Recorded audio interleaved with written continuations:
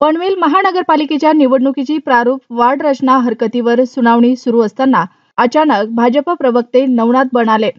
यावेळी इतर अनेक नागरिकांना त्यांचे ओळखपत्र विचारले गेले। मनसेचे काही कार्यकर्तेही यावेळी तेथे पोहोचले, त्यांनाही ओळखपत्र विचारण्यात आले।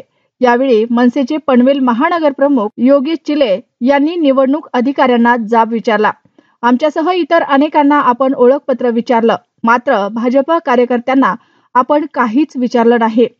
त्यात नवनाथ बन यांचा पनवेल महानगरपालिकेच्या निवडणुकीशी काय संबंध, त्यांना आपण कसे वर जाऊ दिले। यावेळी मनसेच्या कार्यकर्त्यांनी प्रचंड गोंधळ घातला। आतापासून निवडणुकीत राजकीय हस्तक्षेप केला जात असेल तर योग्य नाही, आम्ही ते खपवून घेणार नसल्याचे यावेळी चिले यांनी सांगितले। हा संपूर्ण गोंधळ व्हिडिओमध्ये कैद झाला आहे। तुम्ही काय ठरवून सगळ्यांनी निवडणुकीची काशी घालायची ठरवलंय काय?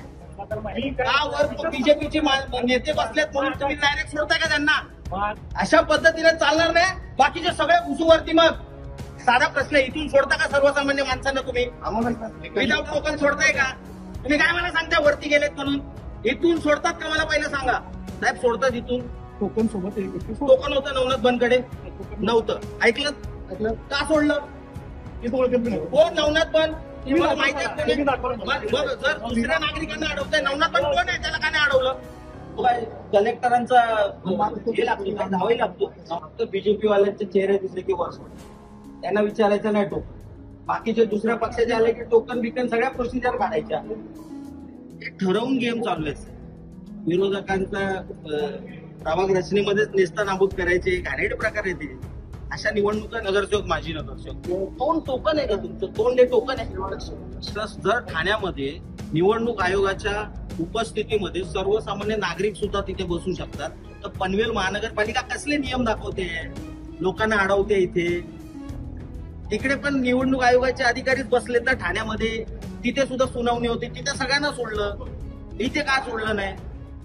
महाराष्ट्राला दाखवलं पनवेल महानगरपालिकेमध्ये कशा पद्धतीने सत्ताधारी निवडणूक आयोगाबरोबर बसून या निवडणुका प्लॅन करतायत। आम्ही दाखवलं, ते दाखवायचं। माझं नाव योगेश चिले। मी आता पनवेल महानगरपालिकेने जी सुनावणी आयोजित केलेली आहे प्रारूप रचनेसंदर्भात, तिथे मी वासुदेव बळवंत फडके नाट्यगृहामध्ये आता आहे आणि इथे हे टेबल लावलेले आहेत। या टेबलवरती ज्यांनी हरकती घेतलेल्या आहेत त्यांची नावं आहेत आणि यांच्या म्हणण्याप्रमाणे त्यांच्यासोबत फक्त एका व्यक्तीला आपण वर सोडू शकतो। आमचं काही म्हणणं नाही, आम्ही नियमाप्रमाणे वागतो। परंतु आम्ही इथे बघतोय माणूस येतोय, यांना चेहरा दाखवतोय आणि डायरेक्ट निघून जातोय। ना कुठलं कुपन, ना कुठलं टोकन। हे इथे आम्हाला मोठ्या तोंडाने सांगतात टोकन आहे, एका बरोबर एक सोडतोय आम्ही। सरळ यांना तोंड दाखवलं आणि निघून गेलेत।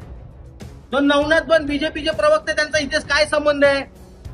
डायरेक्ट वरती कसे गेले ते? वरून खाली कसे आले नवनाथ बन?